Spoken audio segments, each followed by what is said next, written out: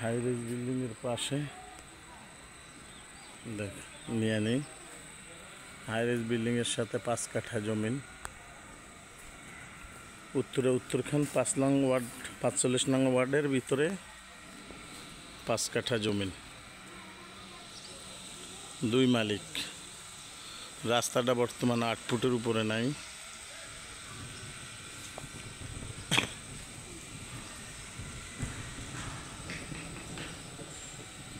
আশেপাশে বড় বড় বিল্ডিং আছে, 4 তলা 5 তলা আছে।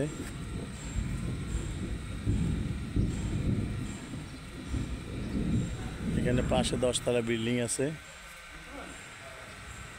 হাইরেজ বিল্ডিং হয়ে গেছেন, বাউন্ডারি করা আছে।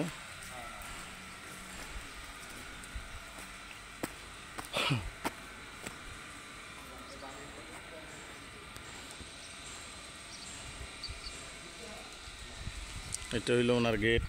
এখানে 8 ফুট রাস্তা আছেন। তার সামনে কিন্তু একদম 40 ফুট পাকা রাস্তা, ওইখান থেকে শাখা রাস্তা ঢুকছে।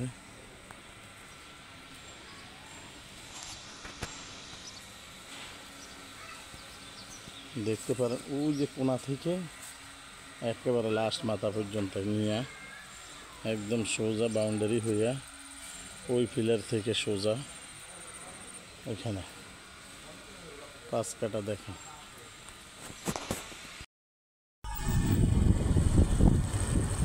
এটা তো 30 ফুটের কম না, পাকা না?